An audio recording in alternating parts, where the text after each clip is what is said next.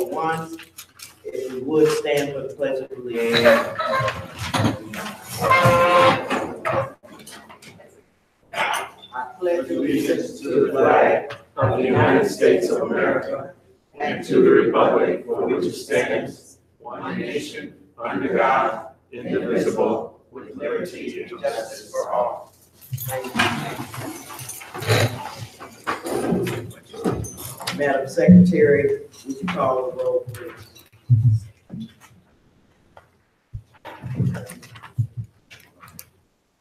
Okay, Mr. Mitchell. Here. Mr. Taylor. Present. Ms. Gass. Here. McGowan. Ms. Myers, present. Ms. Scully. Ms. Seats. Present. Thank you, Madam Secretary. We do have a quorum. Item C on the agenda, I would entertain a motion for the approval of the agenda, please. Madam President, I'd like to make a motion for the approval of tonight's agenda as written. I have a motion and I need a second. Second. Okay, I have a motion and a second. Thank you. Madam Secretary, would you call the roll? Mr. Mitchell. Yes. Mr. Taylor. Yes. Ms. Gass. Yes. Ms. Momley, yes. Ms. Seats. Yes.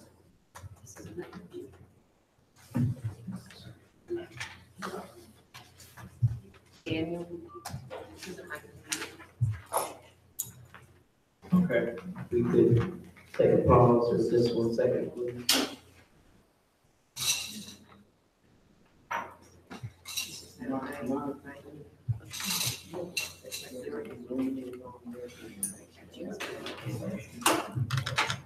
So let's set some parameters. Okay, thank you. Okay, item D on the agenda, public comment, please. If you would come to the table and give us your name and your address, we'd appreciate it. Thank you.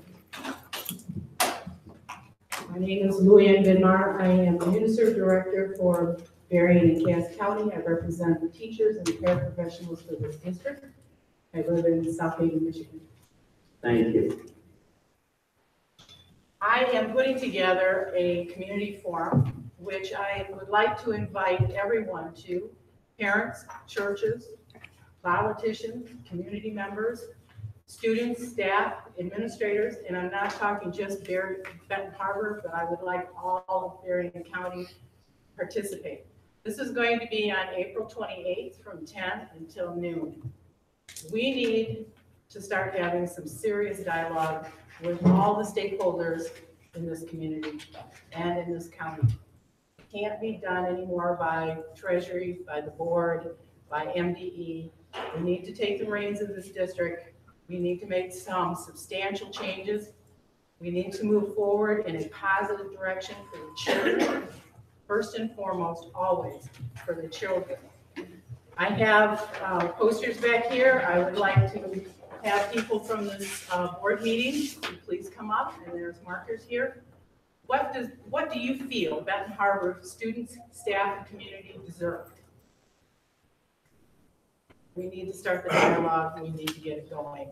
So April 28th, right now I'm looking at the high school here as the auditorium. I haven't approval for that yet, so we'll be letting you know. But I'd also like MDE and Treasury and anybody who cares about the community, who cares about these students, to please come and become a part of the voice and part of the solution for Benton Harbor schools. Thank you.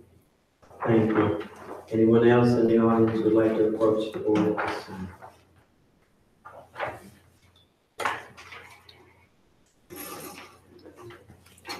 Marvin Haywood, 270 Main Street, Benton Harbor, Michigan. I'd like to commend teachers, advisors for her community forum that she be putting on. Also, I am in line with what she's saying, that we as a community need to be stakeholders in moving forward with educating our children.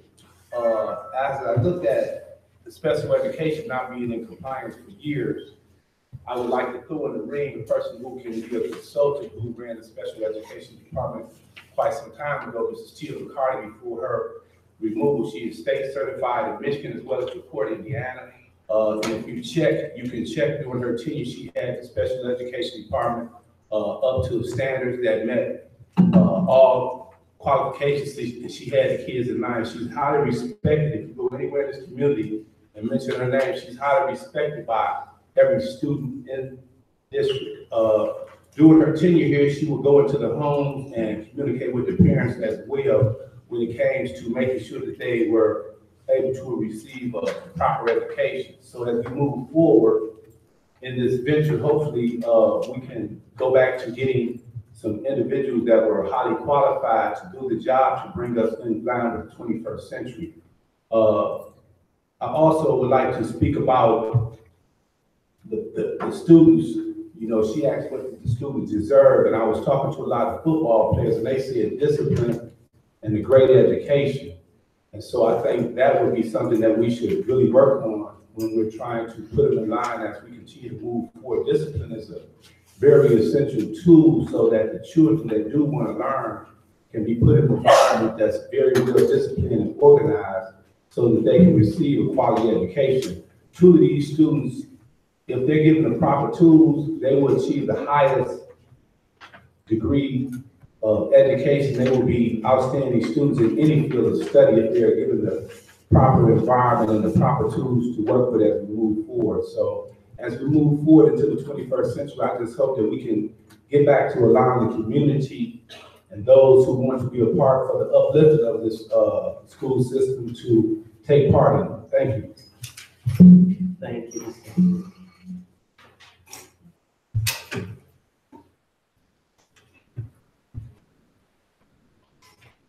Good evening, everyone. Good evening. My name is Emma Kennard. I live at 270 East Main here in Macon Harbor, Michigan. And I'm just going to piggyback off of what Mr. Haywood spoke on and become in compliance with our special education department. When I worked in the school system, I worked with the children of special education, and I'm hoping that you all will focus very strongly in getting in compliance with this ask for, because I understand, over $500,000 that's just sitting there.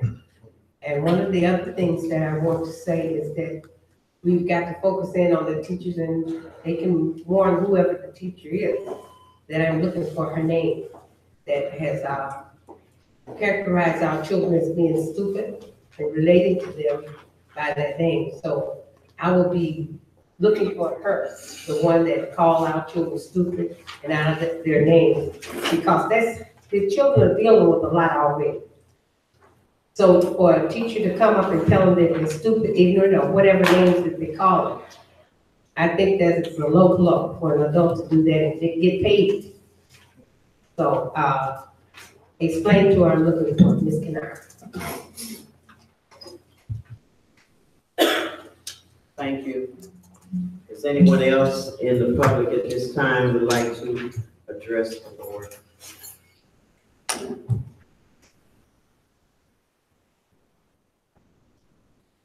Okay, if we have no one else at this time that would like to address the board, we go to item 2, presentations, and we will hold on the first one, trying to get in touch with Chief Fatke from Benton Township at this time, and we will go to the Special Education Department update, and that will be Pamela Harper.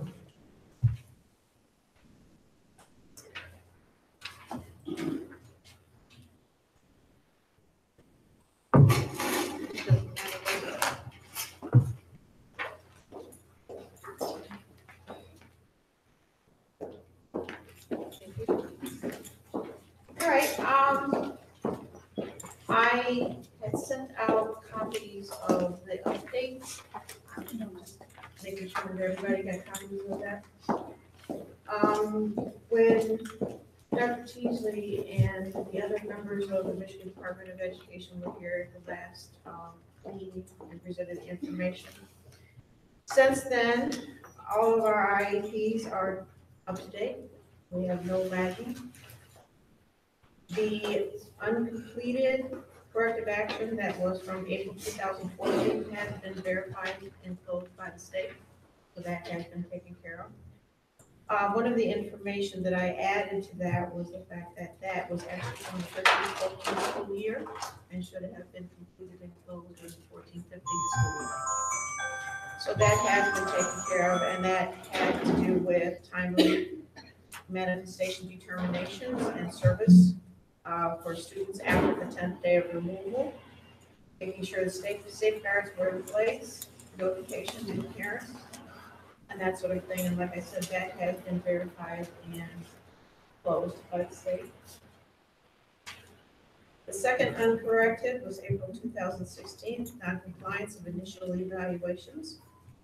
That again is in progress. The state, for most of these things, has a mandatory compliance of 100%. So if you have at least one late, you're out of compliance. So again, we're working on that. We're doing very good this year. The non-compliance was from the 15-16 school year, and we're currently doing very well this year, getting caught up on those. One of the things that really affected us during the 2015-16 school year was the fact that we had closed buildings in the 16-17 school year. But the fact that we have probably about a half of our teachers in special ed ourselves. So coupled with the moving around of administration and the changing of administration have impacted us on a lot of levels. Again, the requirement for that is 100%. So what we have done for each one of these is part of the corrective action is maintaining and conducting professional development for administration, teachers, subs, anyone who's working with our students. So as a whole, we have done professional development on writing correct goals and objectives, making sure our IEPs are timely, making sure that all of the information that should be on an IEP or should be on a evaluation review of evaluation data, making sure that all the appropriate people are there. And then we do have a change in our software, which is the Illuminate. The Illuminate now contains a spot for special ed teacher. It didn't contain that before. So now the state had come down across the state saying that you need to have that on there because most of our meetings for considering students to see if they needed to be evaluated for special ed programs and services did not have special ed teachers part of the committee. They are on there now. The one suspension, expulsion by race, ethnicity, I did add because I just got some information from the state in terms of our percentages for the 2016-17 school year. The rates for students who are African American, suspension rates were at 5.44%. And for Hispanic students, it was 5.88. Now, part of the issues with that for me is that the data that was going to the state is not correct. The positive is the fact that we do have information is being uploaded and keyed into PowerSchool so that that information is now clear.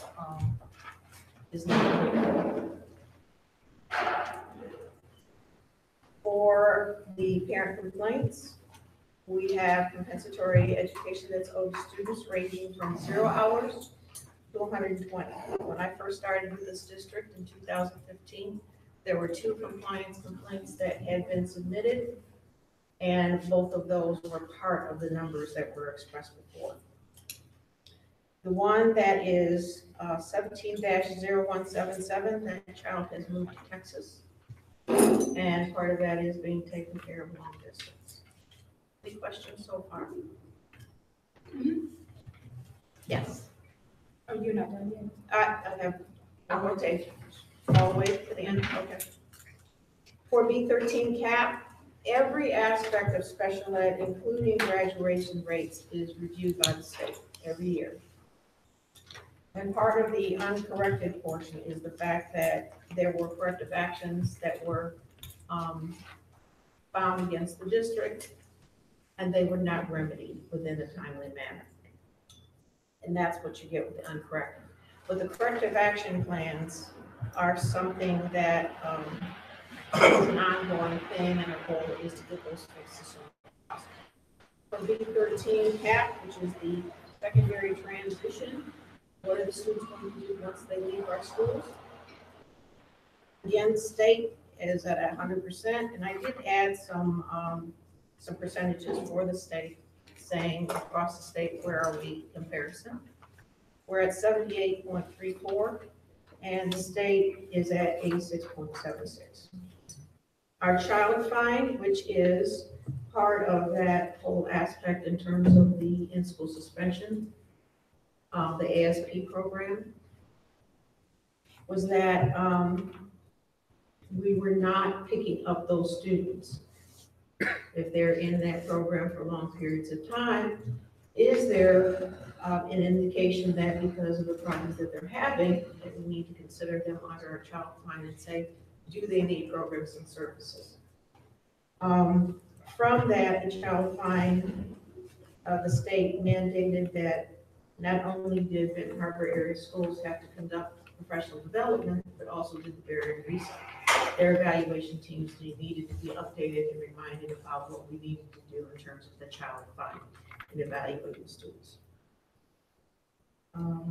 That's pretty much where we are right now, and I know there's at least one question. Trustee,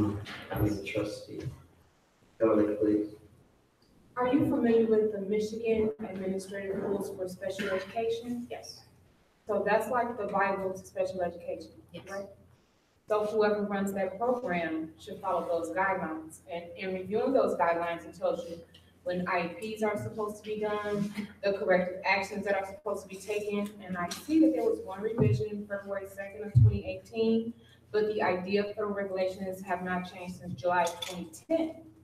So if I heard you correctly, The you said federal the reason- regulations. Well, it says July 2010 on this document. It's not been updated since July 2010, those regulations. The federal or the state? It's the IDEA. Oh, okay, yeah. the Okay, it's a federal. document. So you can pull it up if you have a smartphone, and you can go to michigan.gov and review them. Right. This is, but those guidelines have not changed. It's like the Bible to special education. Right. You stated that because of administrative changes, that's why the inadequacies were in special education. No, building administration. Well, the rules haven't changed, and that's what was violated in special education.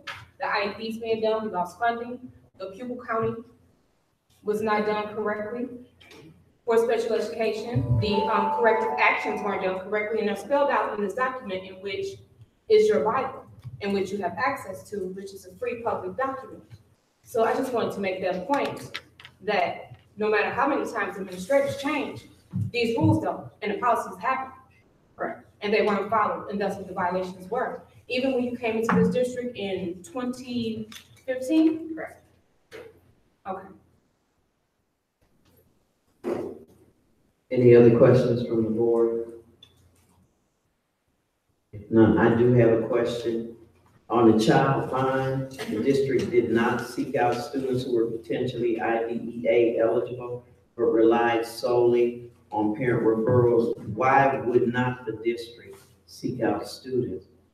If that was, to piggyback on what Vice President Gully said, why would not the district seek out those students? Is there a reason that the district, and they relied solely on parent referrals? Right, we got parent referrals in my department. The Okay. parents would write the letters and say, I would like to have my child considered for evaluation for special ed programs and services.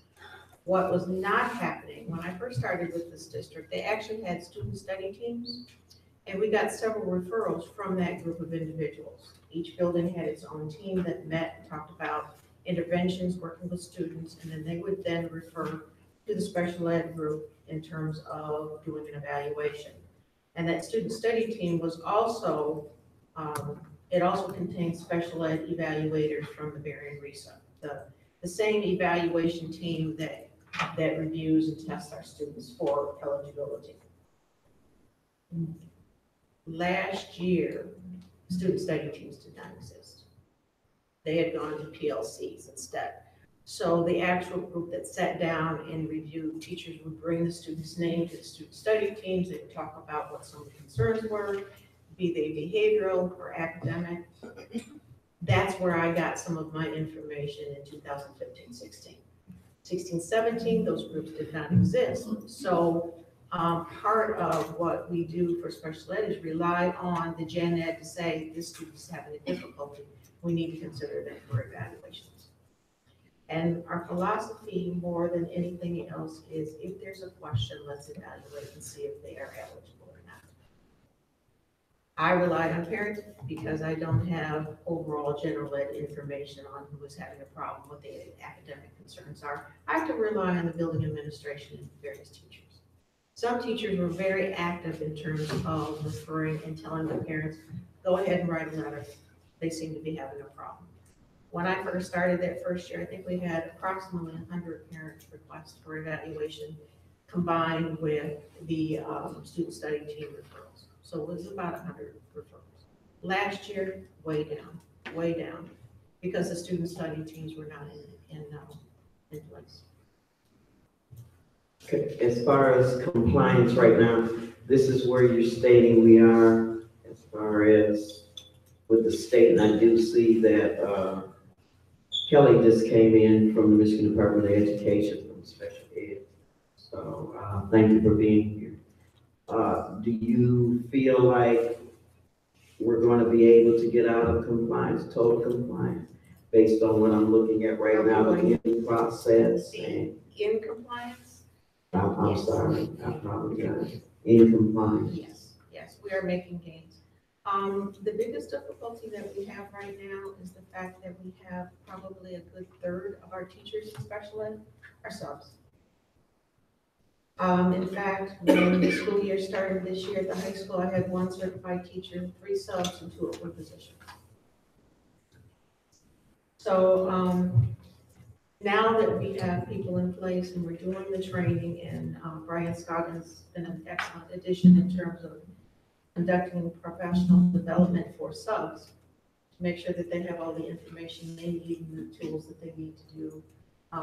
In fact, he told me just a little while ago he had to cancel a couple of his PDs because we were having professional development and his subs are mostly special ed subs. So making sure that we have the training, the state has been excellent in terms of coming in and getting caught up. And a major change that has happened since February, or since March 1st, is the fact that we now have building administrators are being the district rep at the IEPs, which is now freeing me to be able to do more of the district-wide stuff. Because I was doing 2 jobs. I was supervisor and attended all of the IEPs for the students in the buildings that I was in charge of, and doing the district information. So this has allowed me to be more responsible for the district. What percentage of the district population is special ed? I'd say it's about 20% now. 20% now. What was it before? Has it Well, gone up or down? it's stayed pretty consistent. I know with the students who were mandated to be evaluated, who were in that ASP room last year, we are finding that of all of the students that have been evaluated up to this point, maybe 1 or 2 are coming out as being eligible for special ed. Any questions from the board, from Ms. Harper, concerning special education update? If none, thank you, Ms. Harper.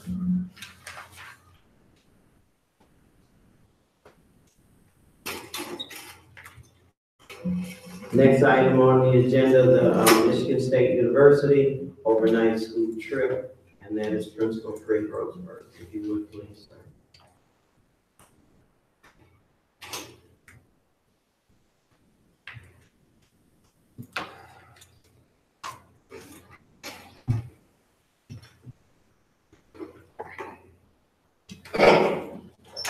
Good evening, everyone. We have a trip to Michigan State University scheduled for May 30th through June 1st. We are trying to take approximately 68 graders to Michigan State University. This will be our 4th year in attendance to Michigan State University. We have various activities planned on this 3-day trip.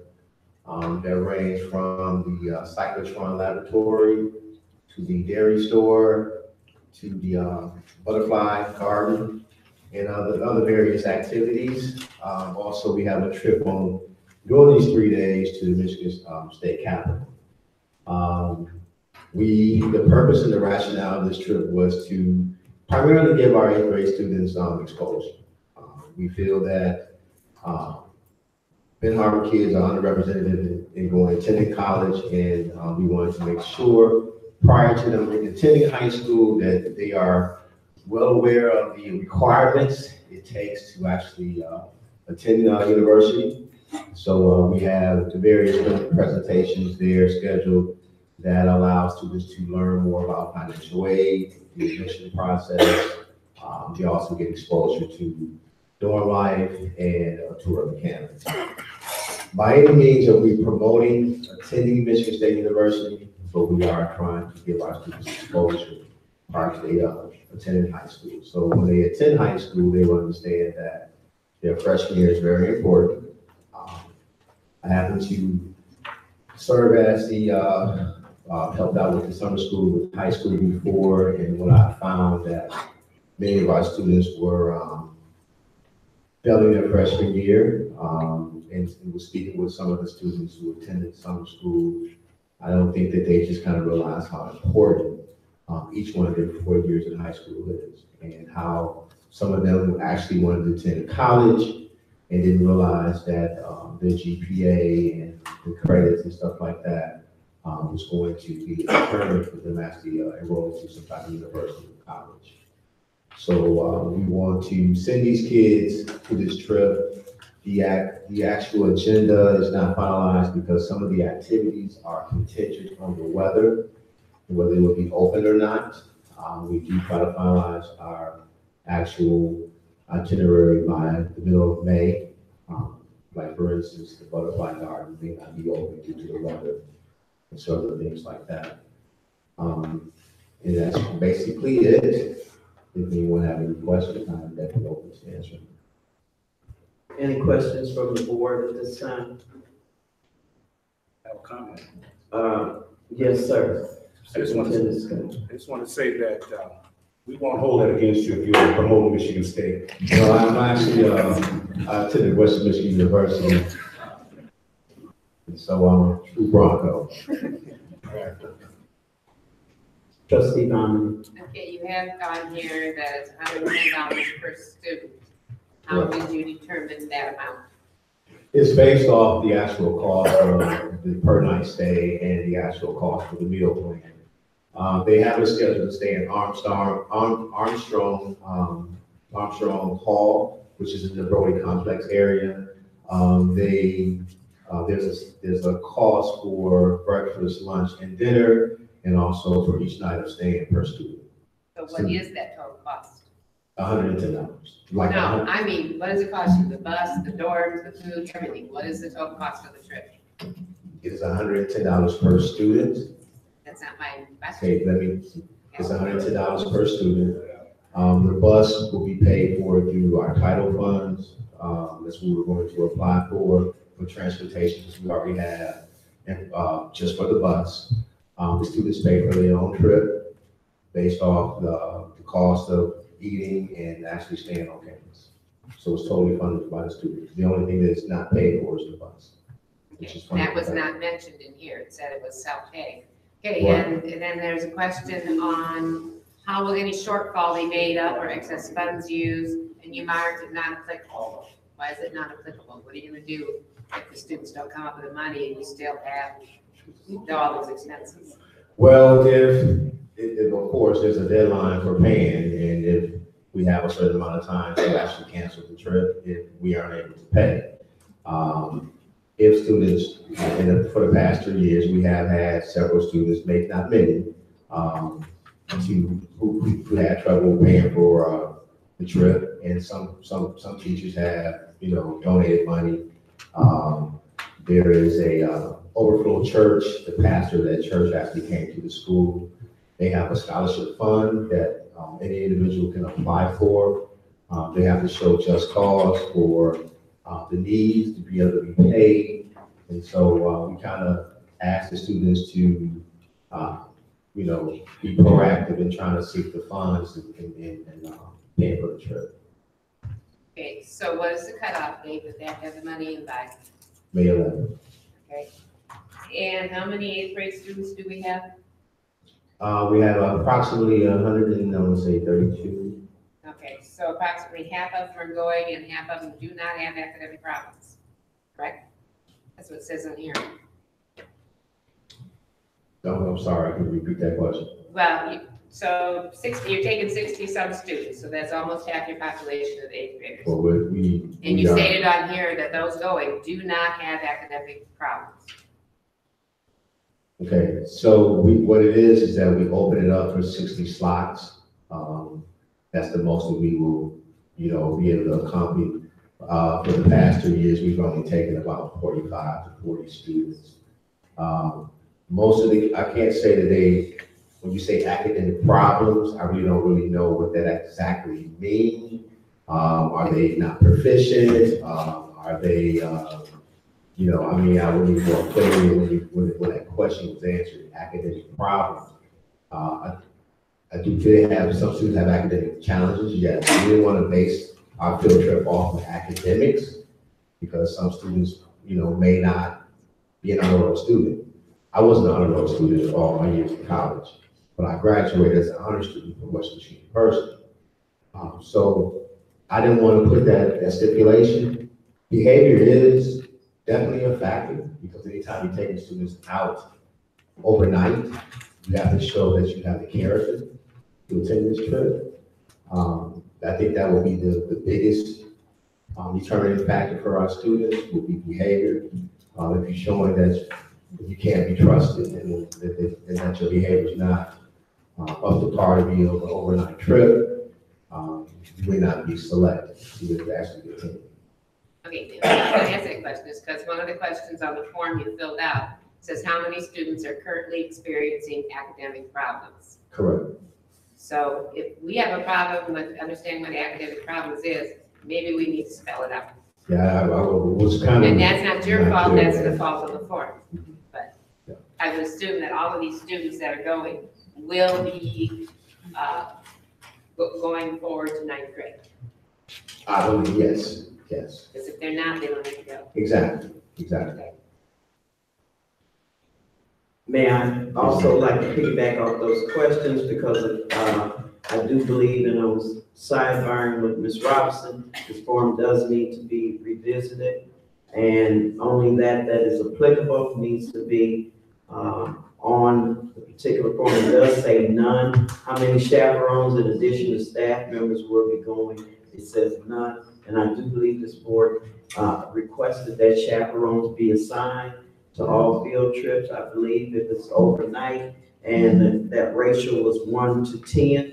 Correct. And we don't have that ratio on here. We do not have any. And then also the statement under C, sir, schoolwork. It says what special assistance will be provided students with academic problems. It said if a student needs help, we will have staff available to help them on their work. The previous question says that about the academic problems, it said none that were going. So it's kind of Right. contradictory. Right. When I read the question, I really don't understand when you say academic problems.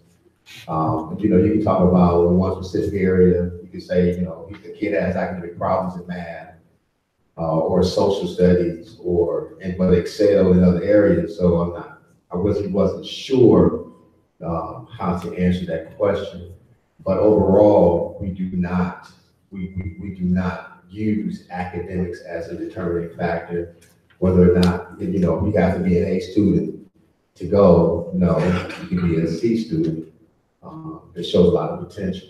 The goal is not to isolate the kids based off of academics, but again, is to get them exposure and hopefully motivate them to be, work hard and have an idea of why, they're going to high school and want to, attend college. So.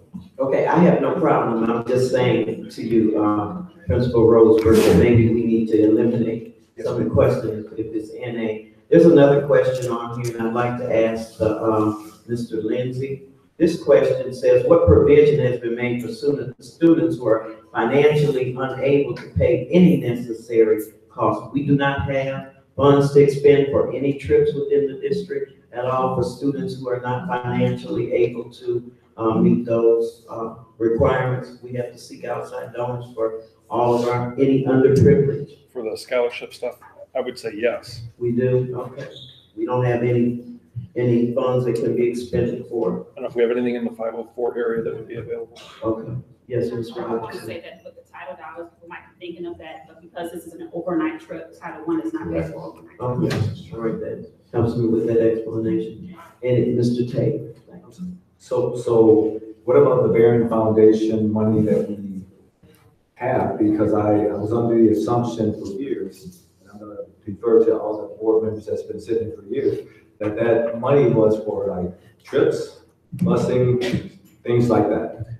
You're absolutely correct. The Berrien Community Foundation has the school on hold at the moment.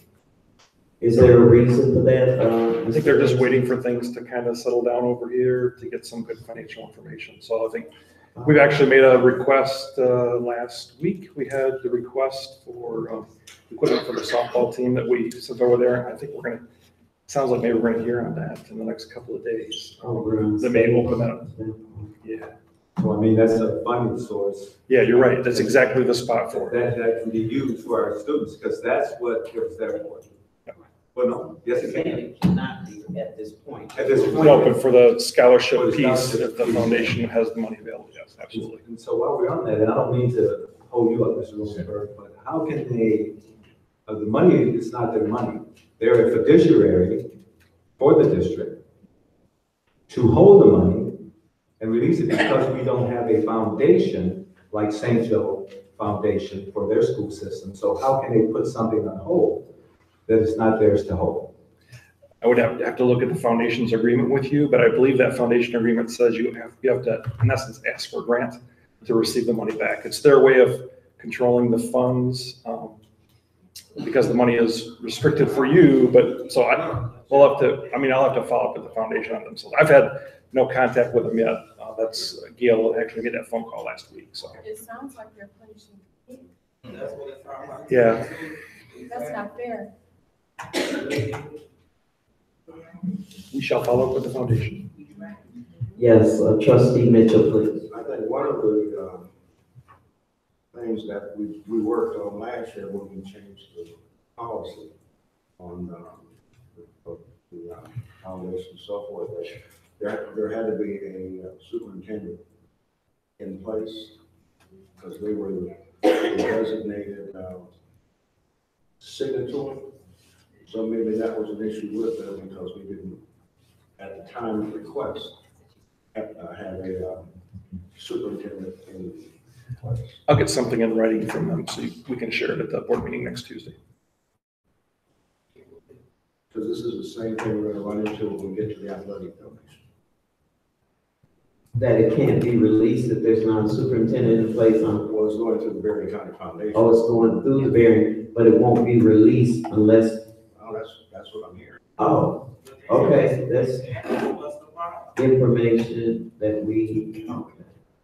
Because we do have a superintendent in position, okay, and at the time of going through the transition, we still have a superintendent. I don't know what they're. I know what you're saying, but I'm just, okay. So is there any other questions for, principal for ACA at this time?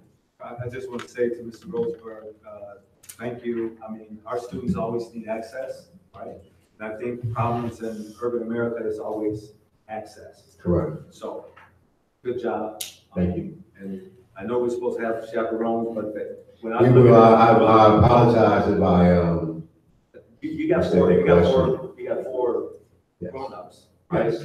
And we do try to honor the 1-to-10 ratio. So if 60 students attend, then that's 6 chaperones. So we are following the guidelines to the student to chaperone ratio. So I am very aware of that.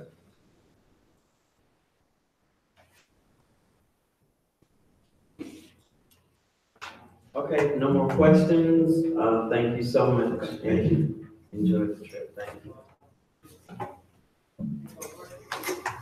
Next item on the agenda is item 3, and that is the financial report, and that will be Kim. All right, board, in your packets tonight is the financial summary for February. I want to bring the March one to you at next board meeting as well, so that you're caught up. You have current information.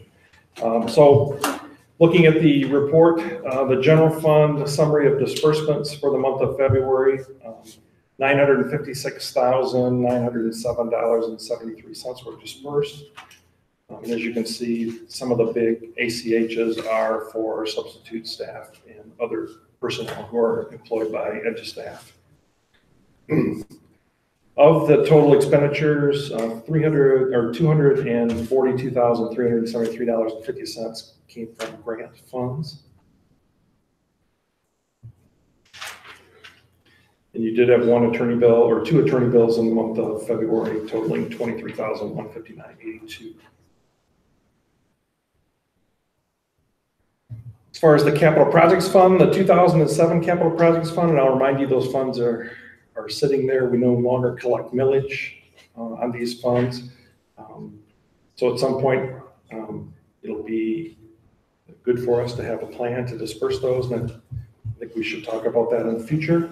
But you had just a small amount of receipts, interest of $246, and some old delinquent tax dollars that are still rolling in, $116. There's one disbursement, and when we look on the check register, I believe it was to Burr Refrigeration for some repairs.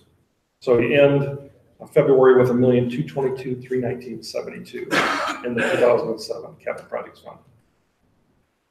In the 2017 capital projects fund, which is the current one, we started with $1,224,831. We had tax receipts in this month of $20,355.78, some interest of about $250, and we've had no expenditures in the month of February. So we have $1,245,000 in there. Between the two of those, we have about $2.4 million available. And remember, it's sinking fund dollars, so we have to follow the sinking fund laws, but there are funds available to do things with. You'll see the check register on the next page. Grand total of expenditures, $956 on the general fund, or $957, basic $957,000. The food service fund had disbursements of about $311,000. Of course, the biggest one, the contracted services with Sodexo. As I said before, $1,270 spent in the 2007 capital projects fund, and the activities fund had expenditures of about $5,700. A lot of those having to do with some of the stuff that was going on with the basketball team. The total disbursements for the month, $1,274,791.37, not including payroll. As far as outstanding bills on the next tab, aged AP, we are current with all of our bills except the one at the very top, that adult education service billing that's come from Calhoun ISD. I've got to talk about that in just a second. There's an old Amazon bill in there for $108. We'll have to see what that's all about. It doesn't make any sense that it's still there. And then all the other bills that were put in are correct. So that's a good thing. The last tab is the budget to actual. So as we look at this, the columns we're really looking at are the 2017-18 winter budget revision and the 2017-18 year to date. So as you can see, we had budgeted for $30,525,000 of revenue in the general fund for the year. We're 7, 8 months through now. About $15 million has come in. Most of the property tax dollars are here. There'll be one more disbursement in June when we get the real property tax collection revolving payment. State aid, of course, comes in ratably every month. Those payments go through August. So we'll be getting the rest of that over the remaining times. Federal dollars, we are still behind on federal draws. It's becoming painfully obvious as I kind of went through some of the stuff as I'm getting ready for your budget revision. We have some other areas that also have not been drawn yet, and I'll talk about those in a second. So Title I, Title II, 21st century students, that one's actually up to date. Those grant dollars will be caught up and drawn by the end of April. We should have that all drawn down, so we're caught up there. As we look at expenditures in the next section, you can see our budgeted expenditures for the year in the general fund are $30,400,000. We've spent just over $14 million at this point. Remember, the year-to-date numbers don't include, because we have accrued payroll that will happen for teachers throughout some of the summer months. So these are really on a cash basis at the moment. But remember, you have, there'll be 4 or 5 payrolls after year end as well. So we're within budget there. There's going to be some areas we'll tweak when I bring that budget revision to you here. But year to date, we're in the black on the budget, $833,614. Further down is a little more detail. You can see the areas where we have some, we still have the same item on summer school. This is February. There is a, from the Title I audit that we just closed, there is an adjustment going to be made to that account for $239,678. So the budget's going to have to be fixed in that line item. So they have been charged the title grant, disallowed by the auditors when they came through because they weren't budgeted in there on the grant application. So those dollars are going to have to come back into the general fund in that line item.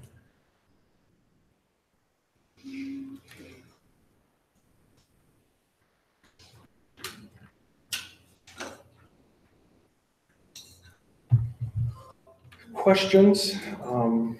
Yes. Okay, you talked about we're behind on the drawdown on the Title I fund and stuff. Are we gonna get in another position where we may be owing another $200 and some thousand back out of the general fund? Actually, we have the title coordinator, our state analyst, and our person who helps us with this is actually coming into the district. We're gonna spend 3 hours with her on the 29th of April. We're gonna identify all the areas that need work on right now as far as from her side of the plan. She had questions on some computer purchases and things, but yes, that we are not going to get into that situation again. Thank God.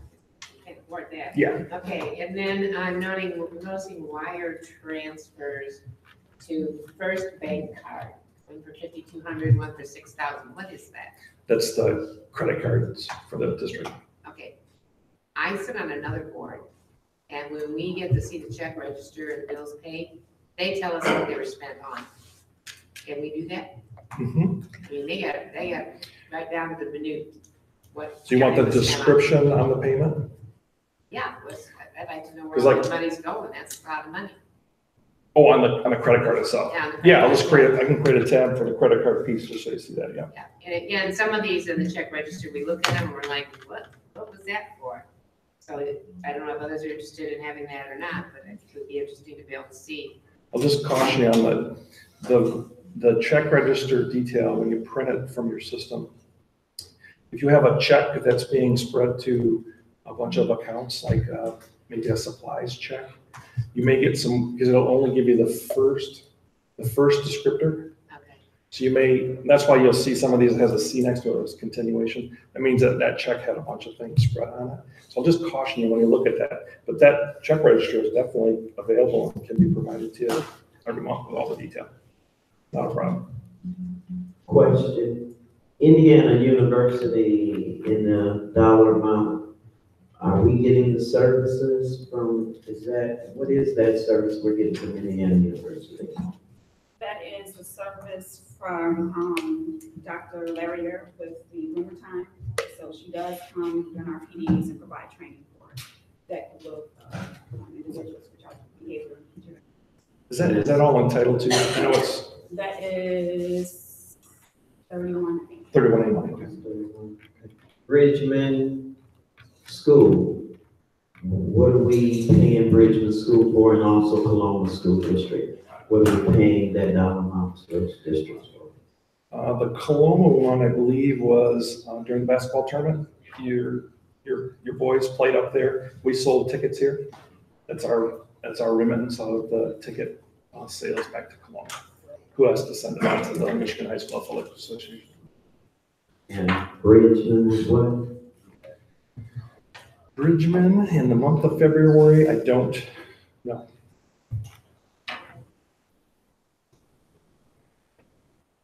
I don't know if we had an event down there or if there was, I don't know if I'll actually pull in the check. Would you like the detail on that one? Madam President? If you want. Yep. Any other questions? Yes, trustee. So Mr. Lindsay. Yes. You talked about underage payables or HAPs, about adult education. You said you'll get back to us on that. So what is that? Yep. About? Okay, so that's the Connexus, I believe, is that the correct name of the entity? So, and I actually spoke with Calhoun ISD, who is the fiscal agent for your 107 or your funds in this area, Delta.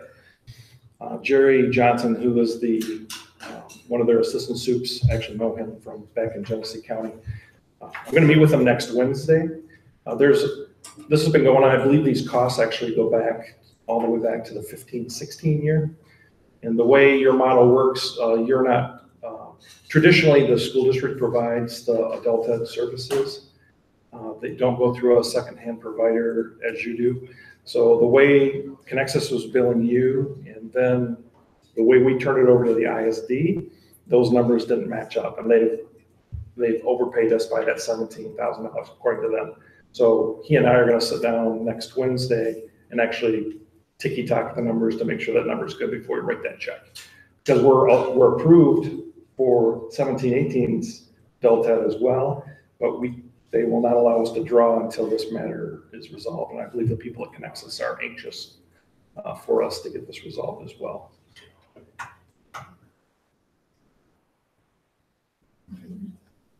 Any other questions for Mr. Lindsay at this time? So, can you give the documentation as to the data, as to how we overpaid them? Like student breakdown, this is the cost, this is what they paid.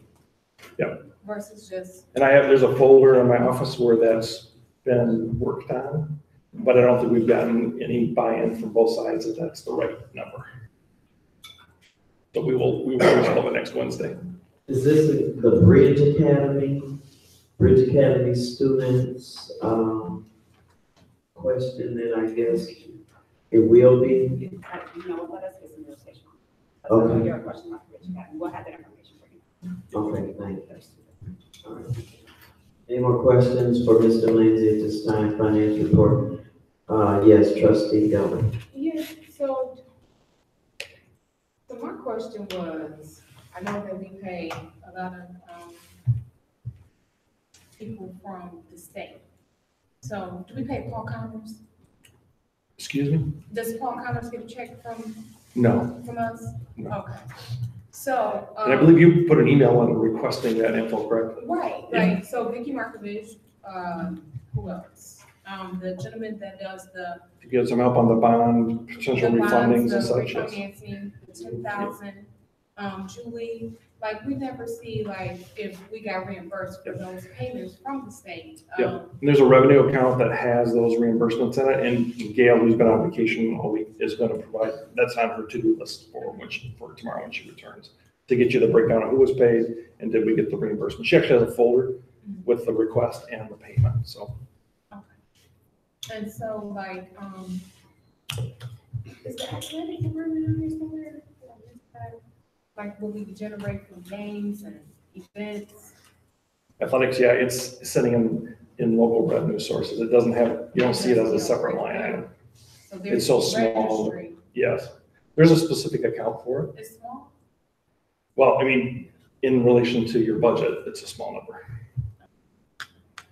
Because I believe trustee had asked for it to be broke down, how much came in from the football, Okay, basketball. Not aware of season. that, so, okay. Okay, I do believe. So athletic game that receipts. request was sent.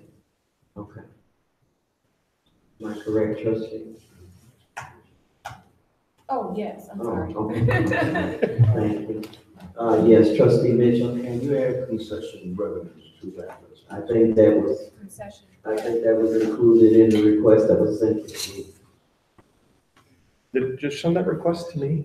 I believe we sent that to, superintendent. Okay, because I have not seen that. I apologize if you did send it, I have not seen it. Okay. Any more questions for Mr. Lindsay? Okay, thank you. Next item on the agenda is Human Resources Department update, Kelly Baptist, please. There- Oh, Madam I'm President, sorry. do you want me to go through the other two items that are Yeah. there? Okay. I've provided you with some information. There were a few open items that I walked into. One of them being the excess fund balance and the nutrition fund. So just a little background. The nutrition program is a federally funded program. So the federal guidelines say that in fund equity, you can't have any more than 3 months worth of expenditures. And the idea there is if you're building up fund balance, either we're charging too much or we're not providing a good food service program or, sufficient. So, and that's just the way the law is. So you have built up significant equity in the food service fund. And the state now requires a plan from you on how you're going to spend it. So as you can see in this letter that I sent to the Office of Nutrition a couple of weeks ago, there's $587,626 of fund equity that needs to be used in the next 2 years. We provided them with a plan that will spend all of that in that 2-year time period, and mainly it's for replacing equipment that's broken, not serviceable, out of date. And then the other part of this is they're also going to freshen up all the serving areas. So maybe it's new paints, new theming, serving lines, all that kind of good stuff. So Dexo worked with Mr. Leonard on that. They actually did a great job. They had their corporate person fly in from out west, and they've done just a spectacular job. So I'm just waiting, and I actually called today to see what the status was, and hopefully we're going to hear something in the next couple of days. They haven't processed us yet, because we're going to need to purchase the equipment. The first $187,170 needs to be purchased by June 30th for us to stay in compliance with the plan. And that will require me to come to you with those purchases at some point as stuff goes out. I don't think there was anything that was over bid thresholds as far as dollar amounts. There will be in next year. Part of the larger dollar items are a lot of vent hood systems that are really antiquated, maybe just need to be replaced. So those will be coming in the next school year. So that one should be fine. We should be closed up on that. And the good news is there's no general fund expenditure. That is all truly coming out of the nutrition fund. I also received a phone call from Brett Costanza from Costanza Farms. I believe they are farming your acreage. There's 110 acres out there. Your lease goes through December 31st of this year. Being a farmer, he said, life is changing for us. We need to plan years in advance of our crop rotations and stuff. So what he'd like to do is to begin negotiations about a new lease now, and maybe extend it to a longer term than the 3-year lease that's currently out there. And I know the board may have plans for that land. The provision that's in this lease right now says 30-day cancellation by either party. So I'm just bringing it to your attention. I think it's an item you'll need to discuss and decide if you'd like to move forward. I think he'd like to have something done by August, by the time he puts crops in and gets ready to harvest this year. So just bringing that to your attention. The rate at 100, or for the 110 acres is $225 an acre in this current lease. I don't know if that's a good number or a bad number. I'll have to do some calling to see on that. But I want to bring that forward, just to kind of put it on your radar. It is a revenue source that we don't have to do anything for, except sign this lease piece of paper. So that's out there. And if you want to put it on a future agenda for us to think about. And it doesn't look like this was drawn by an attorney. Yeah. Maybe it should be, I don't know, but it doesn't look like it's on an attorney's letterhead or anything. So that is the vacant farm. Do they have something else in the documents or no? Oh, yes. Also, speaking of real estate, I received a call also from Tom Holm of Signature Associates, who's your listing agent currently for the various buildings around the district that are for sale. He indicated that he has some serious suitors for the bank building property down the river and potentially the property out on M63.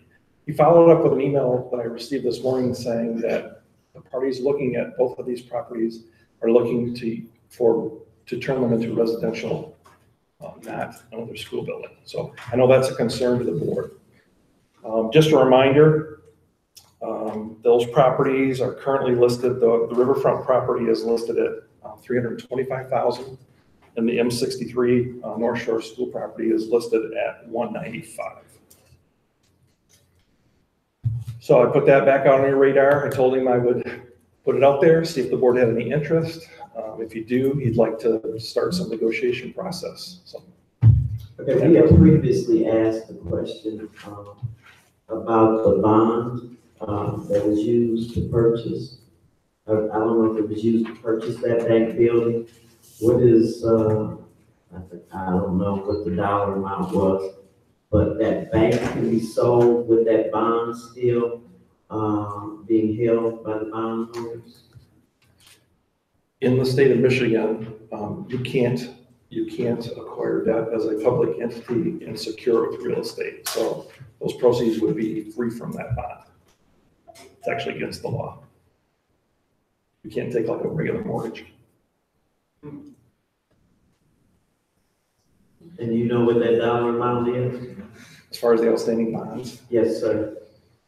It's a little bit more than what we have in the 2007 capital projects. I believe it's about $1.5 million, and there's a payment that'll be coming in May on that, May and November.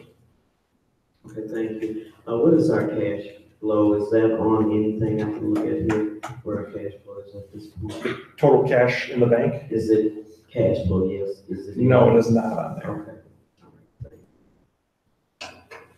Any other questions for Mr. Lindsay? If you're done, if you're not, I'm sorry to interrupt.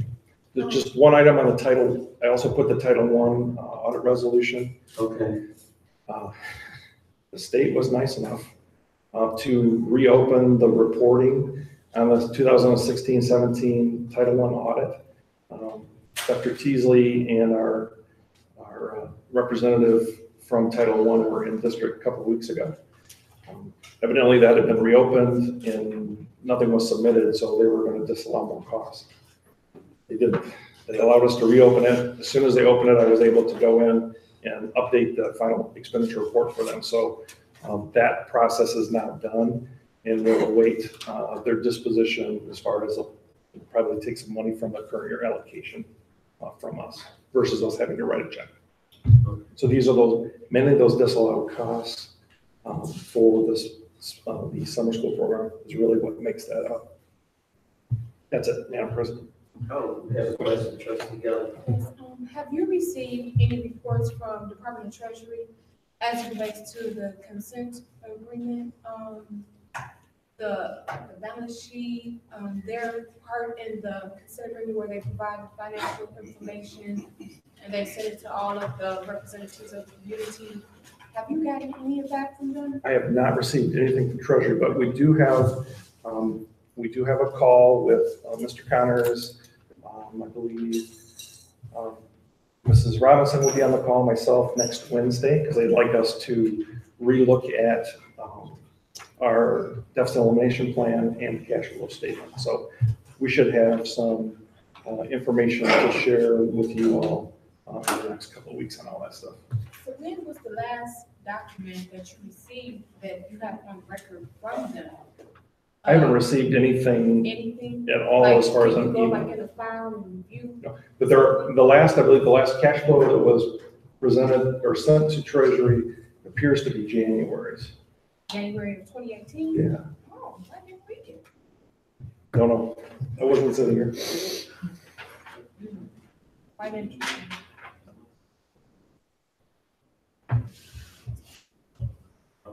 I know there's a monthly report required, Zeros in there. per month, and it's called, Summary Monthly DEP Reconciliation Report, that under the consent agreement that we're supposed to, someone is supposed to fill out every month for the month ending, and I believe that's what Trustee Gelling, and I know several people who had looked at the consent agreement was wondering, had we ever received this since the consent agreement? Possibly there's a quarterly report that the state has to do. And there is a quarterly report also. We're going to be discussing that on Wednesday. Thank you. Any questions from board? We haven't received a quarterly report. Agreement consultants. Since the program. That's, that's a violation. Okay, any more questions for Mr. Lindsay or comments from the board at this time? Okay, I believe we went over the vacant farm lease, land lease for Ms. Baptist. So Ms. Baptist, now your turn. Department update, thank you. Sir, good evening, board. Okay, so I'll start with our HR updates. As you know, the current openings that you see listed here are vacancies that we have in the district. With the exception of instructional coach, these are being covered by our long-term subs. As of today, April 10th, 2018, 7:09 p.m., I have no resignations to report to you. I do have a position update. If you want to click on that ombudsman. This was approved last March, and the update that I want to bring to you on this position is a little bit with the job summary. We're adding responsibility to this position to really take over with attendance at each building. So we'll have this position at each building, and they will be overseeing ways to connect with parents and community to kind of, help us overcome the challenge of attendance issues with our students. So that is something that's added. When it was voted, it was just to be at the high school. We've expanded that to want to place one of these positions at each building. So do we need to revoke then on the description? That would be my question, and if so, then we'll have the staff report for next week. Okay. Next, I'm going to give a recruitment update. You see there the schedule. If you click on the updates, this is going to become a running list. As you see, we have Andrews University tomorrow, and then we have Michigan schools next week, the week after that, and into May. So what I'll do is keep this going in terms of updating you on what we accomplished at these career fairs. You click on the links, you'll see just pictures of our table setup, and then information on who we've spoken with. So for instance, at SMC on March 14th, really targeting paraprofessionals at that career fair. And you see there 10 candidates, 3 resumes. About 4 of those candidates were viable candidates. And then at Central State University, also on the 14th, collected 10 resumes. Something very interesting at this school, we found out from advisors, their 2018 graduating class of teachers was 6 to 7 students. Holy moly. And that was it. So then the breakdown of the 10 resumes we received, 6 were from juniors, 2 were from sophomores, and a freshman. So it is always interesting to go through these, and while I am very supportive of freshmen and sophomores coming to these career fairs and getting early exposure on how they work, when they say, oh, I graduated in 2021, it's just like, good job, great for you, but it doesn't help us in the immediate need that we have. So that's just a breakdown of what we experienced there. In looking at the partnership agreement, one of our goals was to expand recruiting to include historically Black colleges and universities. We have physically visited 2 so far this school year. We've also researched HBCUs that have teacher education programs, and we are sending out our vacancy announcements to those schools so we can post. In the event that we can't physically go to those schools, we're still getting our name and our word and our openings out to those. Probably about half of them at this moment we've got our announcements to. So that list you'll see again next month with updates from all of these upcoming recruitment visits that we have planned. I spoke a little bit about Handshake. I believe at the last board meeting, which is an online portal that allows employers to post at schools across the country. So we are currently approved and posting at 29 colleges and universities. And then as I add, you have to apply to be approved. Once you're approved, then you can post your vacancy. So we've got that going on. So far that has yielded 2 candidate applications. Also posting on Indeed, that has yielded 6 candidates thus far that we are reviewing and hoping to set up initial interviews the week after next, once I'm back from the Michigan schools. So we're looking forward to the 2018-19 school year. And those are just some of our activities thus far. Any questions, suggestions? Good job. We're trying. Of course, a lot of effort. I don't know how these colleges can keep their education programs going on 6 or 7 students. Well, Central State, is a smaller university, but still, that's, when she said that, I said 67, and she said, no, 627. So, and that's across the board. If you look at the Michigan schools, we've spoken to Western, numbers are down. Andrews, numbers are down. So it's an interesting scenario that we have. We still have to get out there, get our name out there. As you know, we've discussed this. I've spoken with many of you, the challenges of recruiting, the incentives that we have or do not have to offer people. So we're gonna attack it though, so I'll tell you that. Any more questions for Ms. Baptist? Thank you, Ms. Baptist. Next item on the agenda, Central Administration, Ms. Roberts. Okay, good evening, board. So the first one is the donation from the PGA organization. So we were given $100,000 to the athletic department to use on the items that are outlined listed below in the document. Mr. Crucial provided detailed information about how he would like to utilize the money for the other. We did speak earlier about the funds running through the Marion County Community Foundation, so we know right now it is on hold. So that is a dilemma that we have. So as we move forward, I know tomorrow we'll probably, what I'm going to ask Mr. Lindsay to do tonight to set up a meeting with them so that we can determine what is actually on our versus. Have we taken a look, and he's got how the funding will be used? And we've broken this down to make sure that we're spending it equally among male and female athletes so that we're not violating Title IX. Correct. I did ask him that question, and he said he could, and it shows here that there are some dollars put in for the female female teams and the male teams. So when you talk about cross-country soccer, those are both female and male. He talks about girls basketball there, and then there's things in there about softball. I'm looking at the large amount of $25,000 for football, and that's all boys. So I'm concerned that we make sure we do this fairly. The poor girls down here get $5,000. President. President.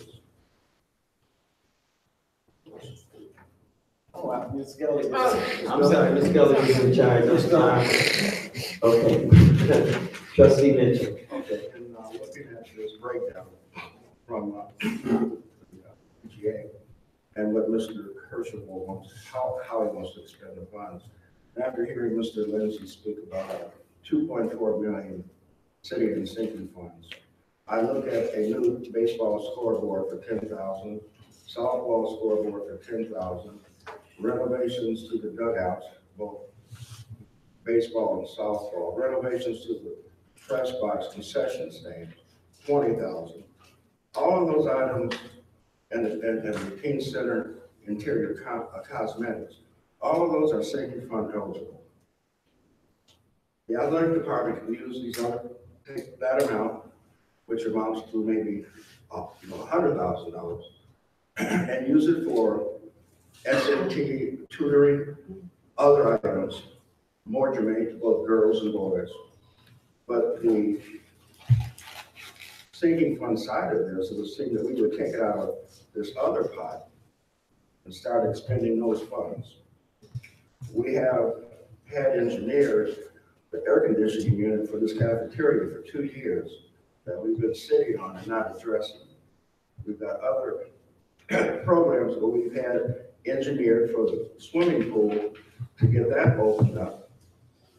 You know, this goes back to 2014 when the community and the city gave money to the school district for repair of that building, swimming pool. We sat on the dollars, didn't do anything about it. Kids have not been able to use that building, and that's a shame. The money is sitting there to do. We've got grant prevention funds that this district could use to put on a summer learn swim program that would reach over 1,000 kids, and that truly is gang prevention. We could partner with the Boys and Girls Club that we had set up a year ago, and that fell through because of some stuff. But, you know, we need to look at programs that are going to engage our kids. You know, you look at that gang prevention grant, true programming would tell us that we could start a drama club at this high school and use a stipend for a teacher to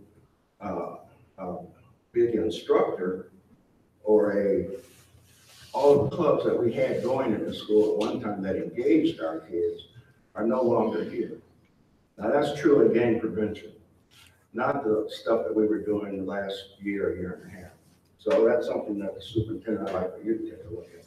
But there are projects, Mr. Lindsay, that we can do right away that would impact our kids in this district. And we have the dollars to do them. So that's my speech. Okay, that was for Ms. Baptist or Mr. Lindsay? That was Mr. Lindsay. Mr. Lindsay. I'm sorry, I knew it was her. Okay. Trustee McGowan, you wanted to add something, and Mr. Lindsay then will speak to that. Well, I'm looking at the football expenses too, and the large amount that's being donated or earmarked for that. And I do know that that's been a special program and that it's gotten a lot of donations. And I'm questioning whether they really need that dollar amount when they already have received, you know, equipment, travel, food. I mean, it doesn't seem logical that it would add up to that dollar amount. Again, can't we look at spending money differently?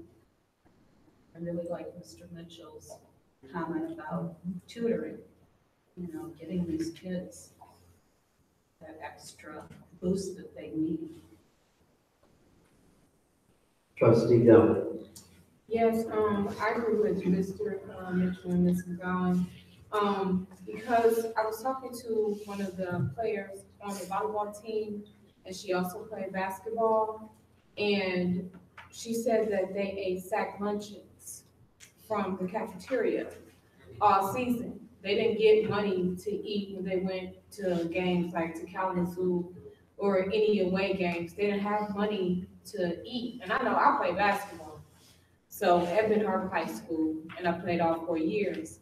And after every game, we got about $7 at McDonald's from our coach to eat. When the cheerleading team went to Lansing, they didn't even have money to eat. They didn't get money to eat, but the boys did. So I don't understand where is it funds from the athletic program that is funded for the girls? Because if you think about the nutrition laws, you cannot have a sack lunch from the lunchroom on the bus for all that time, and it'd be healthy. And then before they went to the game, they ate leftovers from lunch. Are you serious? Are you doing girls like that? That's not fair at all.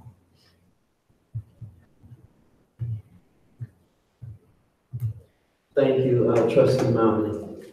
Okay, I think that we all of us are pretty well agreed on the suggestion that Ms. McGowan and Mr. Mitchell made, and I just want to bring up a sore subject with me. We've offered supposed tutoring and academic support for our athletes, and instead they were taught to play cards. So I caution about that we make sure that we do this as done and it's done well. And then just to decide, this only adds up to 95,000 of what he split out. He didn't split out the whole 100,000. There's administrative costs. It's a, okay. Yeah, because it's all good in the budget, it won't be separated. Yes, trustee, Taylor. Yeah, so to Vice President Gully's point, when you always went on a field trip, whether we went on track or whatever, we got money, every athlete, to eat after the game. Now, if it's going to St. Joe Lake Shore, no. But if you're in Kalamazoo, Grand Rapids, stuff like that, you always got money. And I remember that. And when we go out with First Row Bodies, I take the kids out to eat. Now, I had kids complaining, we were at Applebee's. I said, you complain? You're eating better than everybody else eating, right? But I would say that we do need to utilize the money correctly, and that is really 25 grand. That's kind of like really too much for football, because you can bring that 25,000, some of that money down for volleyball, girls basketball, and wrestling, because we know that we need to really boost our volleyball. Our wrestling did great, right? So we need to put money in that, right? So this was the first great showing in years. So let's do the right things, especially girls basketball. That's only 5,000 for 3 sports. So I do think that money needs to transfer and be and utilize the sinking fund money, because the voters voted for us to have it, and we need to utilize it and stop holding on to it. So, Mr. Lindsay, when you come up with that plan, kind of quickly, the board needs to look at what we need to fix and when. And it looks like you guys have done some work on this before. I found some old spreadsheets on Scott's computer where it looked like you started prioritizing the dollars. So it's time to dust it off. I'll also remind you that you do have a CSM group, the security wing is looking at finding the top number of projects to help you do some safety stuff as well, with a combination of the safety and security grant and some sinking fund dollars. So those, that they were almost done with all of their work when I spoke to them last week. So hopefully in the next week or so, we'll have something to provide you you can start gauging some of those items from there as well. Well, we're the only district in southwestern Michigan that has a sinking fund tax dollars, and we're one of the few, the only one, that does not have a 5-year plan to explain to the voters what we're going to do with the money. Definitely need that. And we get asked that question all the time. So at least, Superintendent, I would like to see some progress made on getting some of these projects going. Was there a reason that a 5-year plan wasn't put together, trustee Mitchell? For the sinking funds? I'll discuss it with you. Oh, I don't know. Okay, thank you, Ms. Robinson, you wanted to say something? I don't know if everybody was finished. However, I do want to let you know that we'll take all of these ideas, recommendations, into consideration, we'll bring that to the table, meet with, Mr. Crucial, and then we'll bring you an updated budget as well. We'll work together this time. Any more questions, concerns? Okay. Could I ask, why did the donation come through? In the process, it comes to central administration before it goes to finance? Or does it go to finance with all the breakdown of the request? Because anybody can throw out numbers. Does that go to Mr. Lindsay first and then comes to, because this is your report. I would think the donation would have ran through finance first, but I don't know what that process is. I don't know if there's a process established. I know Mr. Crucial came to the office and said, because he knew one of these individuals, and that's how this donation came about, was through his communication. And he's just kind of put this stuff forward, but yeah, I would think it should come through finance, up to you guys with an action item as far as how you'd like to spend it. I agree, and I do agree with that. We're not gonna hold up any needs within the district because the foundation is on hold. As far as this district is concerned, if we have funds, so let's expend those funds in the area that provides the most benefit to the students. Anything else? Any other comments? Okay, no comments. So next item on the agenda.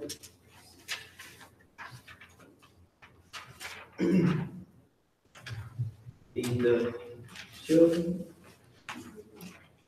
Yes, we have two donations from Feed the Children. You have, the first document, donation one, which just speaks to, they just give us a general, weight amount for donations.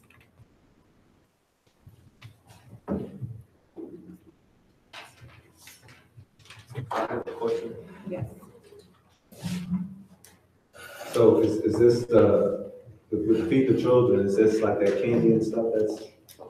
It would include the candy. Yes, it would include the candy and yes, books and something. What happens is they are given a date that they can go and get items from the store. So they include all of that as the donations and the amount and the information that they give us.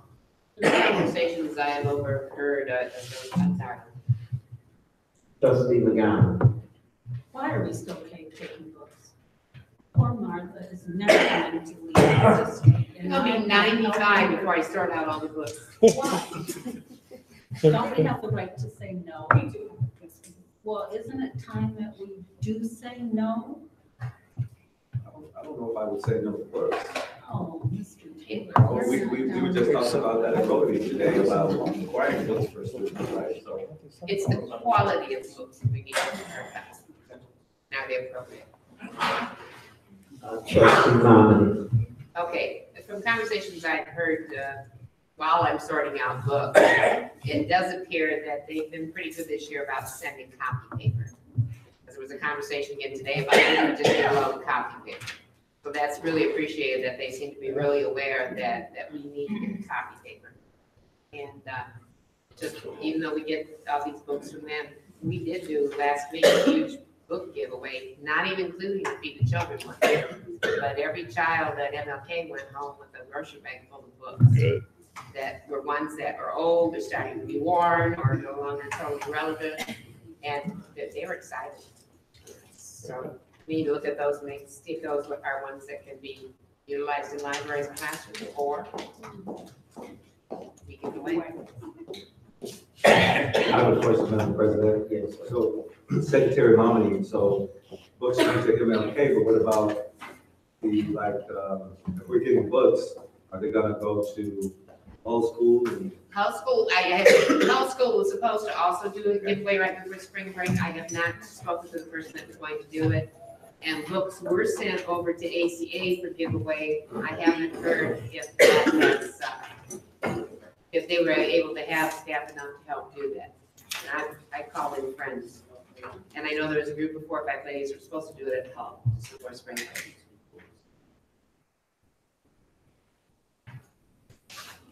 Any more Questions? Donation 1 and 2? Okay, we're fine. Okay, board business. At this time, on the agenda, we have the organizational chart, which upon last evening, we did approve the organizational chart as a record, and so that it could be discussed. And we can start out the discussion concerning, I believe,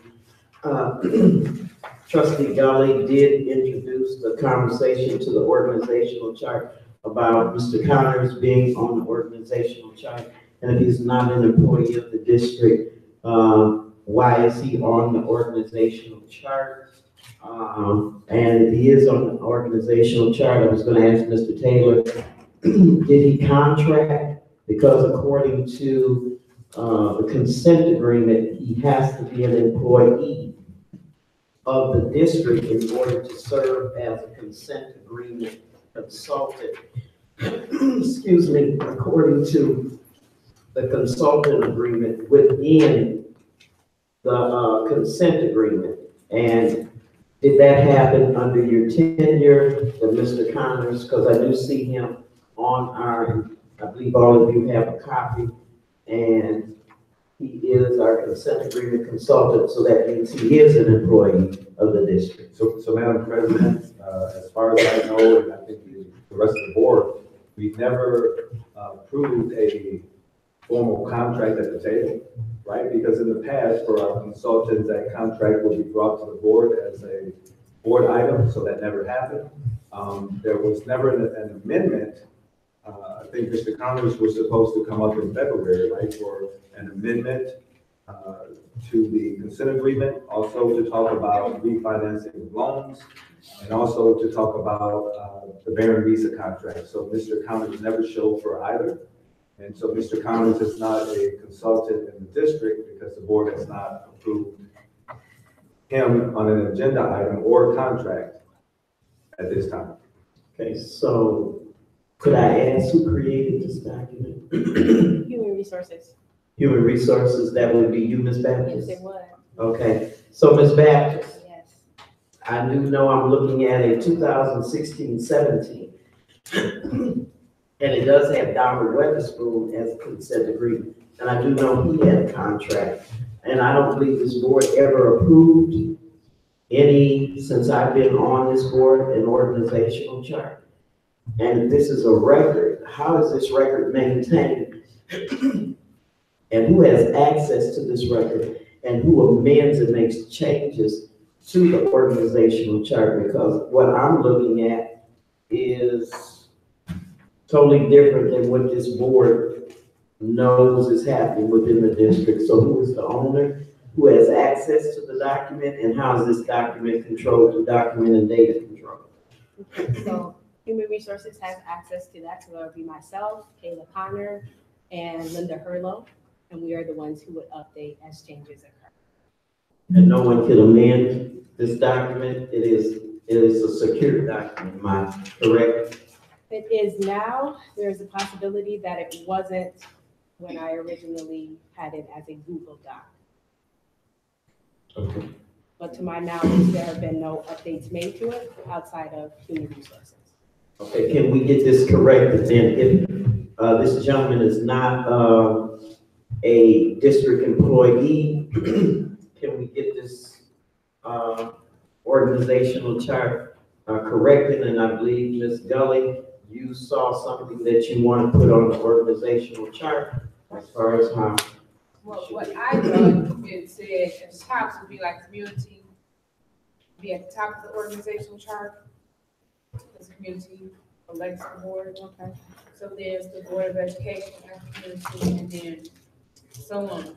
So Mr. Connors is the supervisor of himself on the consent agreement. He's the Department of Treasury who supervises the consent agreement consultants, and he is on here as a consultant in supervision of himself, which we have not received any financial reports in about 5-6 years. That's quite interesting. So to speak to that, I could say that is an HR oversight. Once Dr. Weatherspoon retired, we were told that Mr. Connors would be replacing as the consent agreement consultant. And so we And that took would be out in his October name. last year. Yeah, so we took out his name and just replaced it with his. So, you know, I apologize for that oversight on our department. You said we were told Yes, by who? Dr. Locke. Thank you. Okay, so if we could get that, and if we could keep a running log or record of when changes are made, because as we looked at the org chart, there are people that are not even on the org chart in administration that have been left off of the org chart, and there are some other people on the org chart who are not correctly reporting to different people. So if we could get that, and hopefully next week we could review the organizational chart before we go into the meeting concerning personnel. Yes. Okay, any questions on this item for board business? Excuse me. Next item on the agenda, if we're all minds are clear concerning the organizational chart, and it is a living record.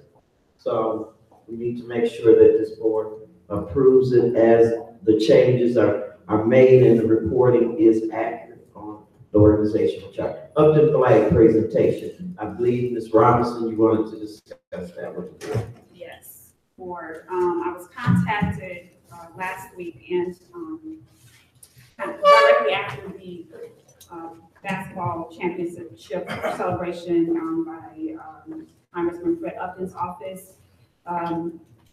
There is a desire to come to the district and present the basketball team with a flag that was flown at the state capitol in celebration of their championship. So Congressman Fred Upton wants to come to the district next week Friday to present this flag to our boys. In addition to that, we'd like to have a dialogue, discussion, little small forum with our students around gun safety. So with about, it should be about 20 to 25 kids is pretty much the biggest group of the kids that that he speak to.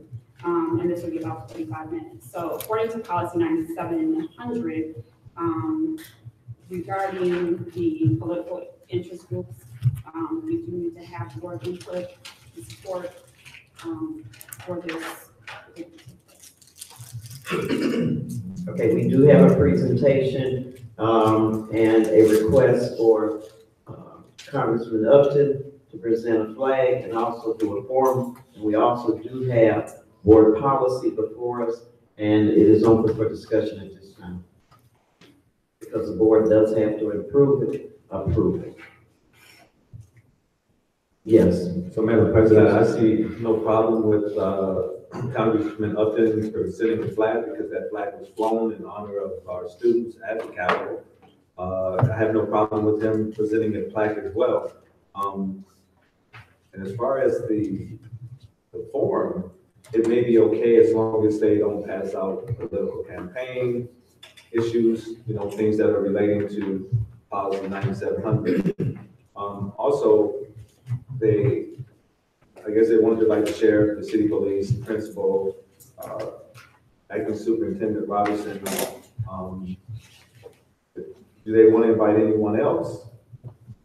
The board would be invited as well to this event, and anyone else who we desire. They didn't limit who to invite, but just a kind of a limit on the number of kids, so that it was just a small group of students. Yes, Trustee Martin. I don't know how the students are gonna be chosen, but I would hope it would be a diverse group of students. Not only young students who are academically achieving, but those who may be living in neighborhoods that are scary and are not achieving academically because of ACEs. Adverse childhood experiences. Oh, I'm like, what? Any other comments? I do have a concern about the second part of the request. The last time that we did, because we did not grant the request before, but there was email sent out and there was also pictures sent out and with verbiage that promoted a candidate. And I do hope if we do this, that this does not happen, because again, this district do not promote any political entity or any political individual, and it was sent out in a memo and was sent out with pictures in direct promotion of an individual. So this Board of Education has to be mindful if there are political interests or political that if we approve it, and if anything, that we're absolutely responsible. And staff did send it out, and did send out a personal support to this district to support the individual that was running. So I would caution this board to make sure that this does not happen during this event, because it is our policy. And it is election season. If you let one, we must let the rest of the opposing candidates do the same. Ms. Gass. I have an additional concern. I'm sure all of us are watching the news and have watched many rallies, many student groups. And I have concern about whether or not how this is going to be organized, even if we let it happen, to let the students direct their questions, and how are you going to avoid the political issues around gun violence and the solutions. Yes, trustee Momini. Okay. I mean, trustee McGowan. Is the media going to be there? That was one of my questions also, because regardless of how we frame it, it still is a market tool. So I would caution, I mean, if it's going to be, and the motive is to get information to the students, why does media have to be involved? So that is a conversation for this entire board. Trustee Mitchell, please. Just clarify the agenda, as you said, Ms. Robinson. In your note here to us, it has school safety, but I thought you mentioned when you just spoke that it was gun safety. He did. Which of the two is it? It is gun safety. See, that's a different animal than school safety. Yes, it is. So so is this coming for a vote, or what do you? We have to, when is it for? Next Friday? We would vote on it next Tuesday, and gun safety is a political conversation, so we have to make that, so it would be next week. School safety is one thing, gun safety is another conversation. I think we're all agreed the flag is a good idea. Yeah, I think it's awesome. I am concerned. Flag and the flag is fine, so I do agree, because again, it is an extremely controversial, and it's an extremely highly political conversation at this time. And so, again, we open the door for one, then we open the door for all. So, any other comments on that, Ms. Robinson? So just to be clear, so I can contact the representative to let them know that the flag and the plaque is fine, but the other portion is not, so they can move forward with flag and plaque, and then next week we'll not have to do it. If that's the consensus of the board, I believe it is. Yes, thank you. Next item on the agenda is a personnel matter, and I do believe you all, if you look in your packet, you do have a request. Ms. Robinson, if you want to, so this will be for next week. And how do you want the board to communicate to you for consensus to grant this request for the assistant coach? Okay, so I know the communication will come through the presidency, so you will just let me know if we will move forward with seeing this particular employee in closed session next week. We get that going. But this coach is coming before you, just I don't know if HR wants to add any more. What we can.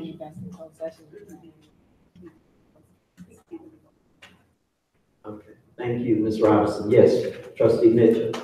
As I read this is a volunteer position, not a paid position. I believe it would be a paid position. I'm leaning towards, he is volunteer right now and looking for paid position.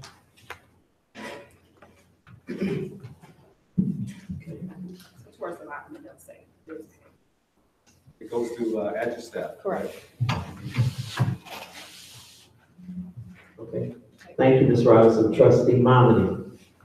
I know this person has the right to a closed session, but I'm also concerned that if this person is looking to be employed by the district as a coach, shouldn't the parents know the whole story?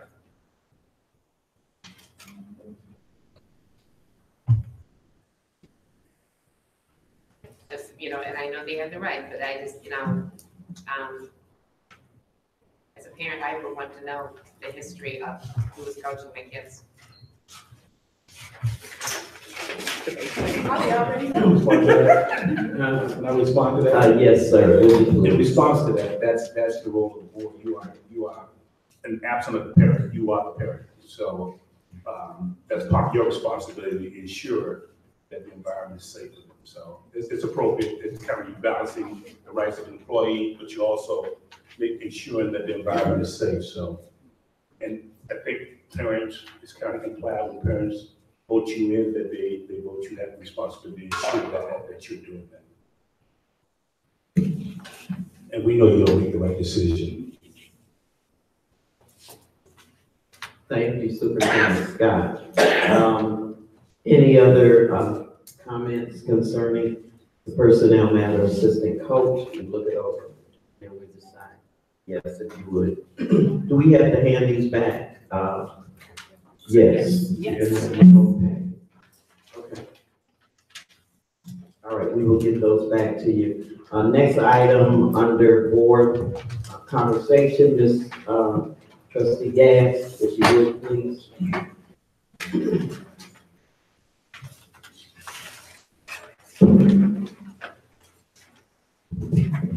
Whereas it has come to the attention of Benton Harbor Area School Board of Education that local corporation has been granted access to electronic data regarding students enrolled in Benton Harbor area schools and is currently in possession of personally identifiable data. And whereas the Family Education Rights and Privacy Act, known as FERPA, is a federal law which affords parents numerous rights regarding access to their children's education records, including the right to some control over the disclosure of personally identifiable information from the records. Whereas educational agencies and institutions are required to notify parents and eligible students about their rights under FERPA, and such notification does not require individual notification, but only has to be by any means that is reasonably likely to inform parents or eligible students of their rights, including the right to restrict disclosure of such information and the period of time within which the parent or eligible student must notify the school in writing.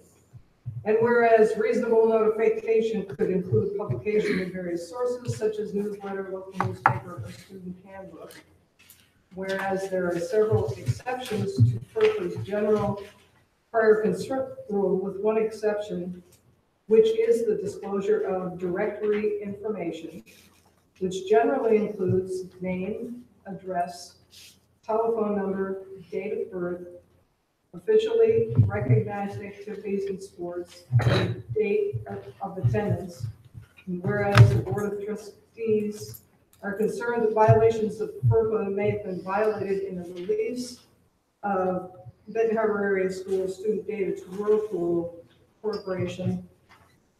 Therefore, I move to adopt the following resolution. Resolved that interim superintendent Patricia Robinson shall provide verifiable evidence of the type of data released to Whirlpool Corporation, when such data was disclosed or released, who authorized the access and or release of such data, and if all disclosed released data complies with the definition of directory information, the disclosure of which is an exception to FERPA's general prior consent rule. provide documentation about the reason such data was disclosed to Whirlpool Corporation, and who from Whirlpool Corporation has access to the disclosed information, and produce any memos, letters, and emails regarding the terms of the disclosure between any and all current or former Benton Harbor area school employees or consultants and Whirlpool Corporation employees. Thank you. Okay, we have a motion. Trustee Gas, resolution regarding the Benton Harbor area schools, student information electronically released to Whirlpool, remaining in the possession of the Whirlpool.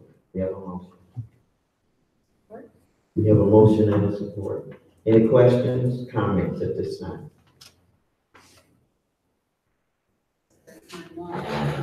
Is there a timeline? Is the question? Is there a timeline within the resolution to have the information released back to the district? I did not include one at this time, although we could just ask Ms. Robinson if it would be available at our regular session, next board session, or if we need to establish a different time, and we could amend it. Okay, we do have a timeline. Trustee McGowan, if that is sufficient, if we get some information back by next meeting. Is that what you said you could do? I would like to see if I can get more time, and then also ask the board how I'm able to access the attorney to make sure that I'm giving you guys the right information to access the information and things like that. You according to the consensus that I'm looking at for, yes. Okay. Which attorney? Board's attorney, either I have been. Do you all have a request for another attorney at this time for this particular situation? I mean, it's just me personally. I'm just saying not saying. Any other comments? I'm just one person. Trustee McGowan? Okay. Trustee Gass? Is attorney Barbara Lucas hasn't retired? She may, yeah, she's retired to be Kara Clark, Kara Rosen is the one. Okay. I do believe, if it's consensus, if we can really, trustee wants to know we only have access to 2 attorneys. What about the attorney that was here last week, Ray Davis?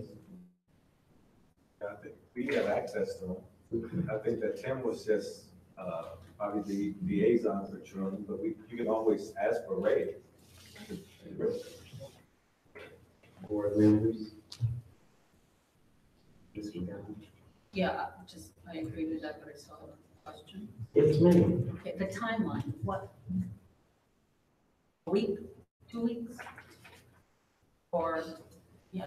I would at least 2 weeks. I have to get in contact with the attorney. I know that there was information given to an attorney regarding this, but, so I don't know, you can't, hands, I don't know what it takes, but I can get in touch. At least 2 weeks. So 2 weeks and maybe sooner. Okay, that's. Yes, trustee, I'm just playing with my hand, waiting to take the vote. Okay, thank you. Okay, if there are no other questions, and yes, trustee. I have one more question. Yes. Do we want to just let the timeline be informal, or does someone want to amend the motion that's on the floor? If we'd like an amendment, trustee McGowan, if that would satisfy you, we can amend that motion to put a 2-week time frame in there. Yes, I think so. Okay, can we get that motion amended, trustee Gass? I move to amend the motion on the floor to include a timeline to present the information to the Benton Harbor Area Schools Board of Trustees 2 weeks from today. And trustee Gully, would you support the amendment to the Yes, I support motion? the amendment. Okay, we do have an amended motion and a support. Madam Secretary, if you would call the roll. I'm gonna abstain since I work for Whirlpool, so I'll abstain from this vote. Ms. Cass? Yes. Ms. McGowan? Yes. Ms. Mamani, yes. Ms. Gully? Yes. And Ms. Seats? Yes. Okay, motion carries, thank you. Next item on the agenda is, I beg your pardon? We gotta vote on the full motion now. We voted on the amendment, but now we gotta vote on the full motion. Okay, Ms. Mom. Okay, Taylor's gonna abstain, correct? Yes, ma'am. Okay, Ms. Cass? Yes. Ms. McGowan? Yes. Ms. McGowan, yes. Ms. Gully? Yes. Ms. Seats? Yes. And Mr. Mitchell? Yes. Okay. All right, next item on the agenda, item 7, Benton Harbor Schools District Partnership Agreement. And Ms. Robinson, if you would update. This is your monthly update on the partnership agreement. And we did add in here a portion under the news section, who to contact. So if partners have points of pride, they will contact Deb Balbo. Questions or concerns, they will contact Deb. And then questions for the board, that will be Martha Momini, trustee Martha Momini, and then all other items concerning that, they will contact Dr. Teasley. So that information was shared at our last meeting that we held on March 26th. Other things in this update is under the blueprint update. It talks to the new communication protocol that we put in place as a district as one of the systems in the blueprint. So we did add that. We've added that to your board memo as well. And then at the bottom of this update are minutes from the December meeting as well as the March meeting. I did try to click on that link and I saw that it was locked, so I will get that unlocked. And then our next quarterly meeting is April 23rd, and that will be at the high school from 4 o'clock to 6 o'clock. Down at the bottom, we've added the instructional goals for the 36-month window for each of the schools. And then you have the graph there as it relates to the partnership agreement portions that each entity needs. We have the same thing for the student well-being goals.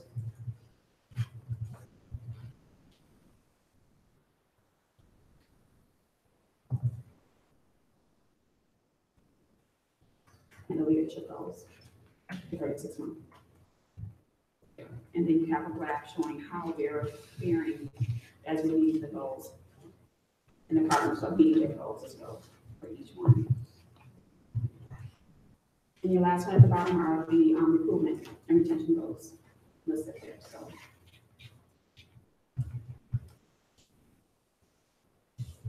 Any questions for Ms. Robinson? No questions? Thank you. Thank you, Ms. Robinson. Have no board president comments at this time. I do want to thank Dr. Scott for being here. It's always a pleasure. And also, thank you for the updates, finance updates, and considering everything the board has requested and getting it to us in a timely fashion and in a different fashion that we're accustomed to. So I would like to thank you, Mr. Lindsay, for that and breaking it down to where it's layman's terms so that we don't become, as confused. Trustee Mitchell, any comments? Trustee Taylor? I will comment. Good meeting. We ain't out yet. Trustee Gale? No comment. Trustee McGowan? No comment. Trustee Mama? Yes. Number one, if you guys have plastic grocery bags you'd like to donate to the cause, because we will have another book giveaway at MLK, and I'm pretty sure the gals in Hull will do it again, and we double those bags so that they can fill those bags up. And the 2 people in the house, we don't buy that many groceries anymore. And then I'm wondering, Do we need to be concerned that there was notification that we were supposed to get an amendment to the consent agreement? And we have not yet. So is that a problem or is it not? We have an email that came from Dr. Walker, so there was going to be an amendment, and we never got it. And it sounded from what Mr. Taylor said tonight, we never got it, so. What's the deal? Are we getting an amendment or not? Thank you, trustee Bond. Trustee Gullis. Yes, I agree with, Ms. Momley about the consent agreement. That was actually gonna be one of my recommendations, that we add that, we have the partnership agreement, update, the consent agreement update, because I know that there are timelines, like, June 30th. The DIP, I think it has to have a revision, by June 30th of each year. So we need to make sure that we're on top of things, to ensure that we're in compliance, with the consent agreement as well as the partnership agreement on the state of, Michigan. So, I also wanted to say congratulations to the Tigers. I'm still high for that, win. 2018 state champs. So, you know, let the haters say what they're gonna say. We're gonna walk the championship way. I decided what? But, that's the hood of me. So that's all I gotta say. Thank you. I just have one question. Is there a process for volunteers we're looking at? And does every volunteer go through the same process? Because as I was just revisiting the item that you gave us, I mean, is it been vetted or we vetted it twice? So if it met the criteria for volunteers, then could you bring us that information where whatever happened before we make our decision upon next week, if you would? Superintendent Robinson, if you would, you have a comment? Yes, I do have, just a comment. I do want to echo Secretary Lisa's, Ms. Gully's comments about the Tigers. I did play basketball for a little bit, 2 years, and so it's everybody's win. Everybody who ever played. So we are still riding on that high. Also, I wanted to let the board know that we have begun the testing season. We started testing today, that will continue through the end of May. And I'll give you updates along the way as well regarding testing. And then also, I just want to thank the board for giving me the opportunity to serve this district as interim superintendent. It is an honor, and I will move forward with the goals of the district and of the board as we support and collaborate together to help our students. Thank you, Ms. Robinson. Announcements and reminders. Yes, we have a regular board meeting, 17th, is next Tuesday. 24th is the CTE awards out at the college, so if you signed up for it, at 6 o'clock there are snacks and there will be displays of some of the work that the CTE students have done, and at 7 will be the awards on the main stage at the Menzo. And then on Monday, the 23rd, we have listed on the calendar a special meeting. And on May the 30th, we have another special meeting listed, both of them from 6 to 8. And we would ask that the two meetings are extremely important and they are I can't say mandatory, but if you would explain for the meeting on the 23rd, maybe we can get concurrence from the board too. It says it's personnel. Okay, we need to finish the personnel business that was started, and we need to go into closed session and finish that before the 30th. Yes, sir. So, Madam President, we forgot other. Okay, I'm sorry. I hadn't dismissed yet, so you on other right now. Yes, ma'am. So, I want to bring the Tech Tigers to the board meeting next week, if we could, and it'll be short, because this year we got another award up at Gull Lake, so we did a great job. So I want to recognize those students. Also, I kind of want to recognize them a little bit more by, and I didn't put this and send it to Mrs. Robinson because it may be a day trip. So the World First Robotics Championships are in the state of Michigan this year for the first time. So everybody from around the world is going to be descending on Detroit. And so I think we want to try to get the kids out for a day trip so they can see and experience First Robotics at its best. So we'll have a meeting tomorrow, and then I'll come back to the board and send Mrs. Robinson a documentation for next week, because it'll probably just be a day trip, maybe Thursday, Friday or something. Just going up there and coming back. Thank you, Mr. Taylor. Vice President Guller. Oh, yes, and I just wanted to inform the board that I was, two people from the community reached out to me. Ms. Keena King, she was promoted to the supervisor of the MyApp program. She'll be here next week. She assists teens, the parents, men and the young women with teen pregnancy, with their resources, their housing, and she would like to have like an area here at the high school, possibly to assist those students with their needs. So she's coming to present to us on next week. And also in May, former Commissioner Eddie Marshall and Mr. Brookfield of the Brookfield Chevrolet, Jeep Chrysler Jeep. They reached out to me about aiding the kids and some devices to assist them in learning, so they'll be here in May. Just wanted to let y'all know, heads up. So if there's no other business, I'd just like to inject, thank you for the workshop, staff. And we hope that all questions were answered during the workshop, so that next week during the agenda, if there had been no questions unanswered, please submit those questions to Ms. Robinson. You do not have to go through the presentations twice. And so those items will be on a consent items for approval, so we do not have to go through presentations twice. Yes. Oh, I'm sorry. Okay. So if there are no other concerns or comments at this time from the board or from staff, I will entertain a motion for adjournment. Okay, I have a motion. I need a support. I have a motion and a support. Madam Secretary, please call the roll. Okay, Ms. Mitchell? Yes. Mr. Taylor? Yes. Ms. Gass? Yes. Ms. McGowan? Yes. Ms. Maloney, yes. Ms. Kelly? Yes. And Ms. C. Yes. Meeting is adjourned.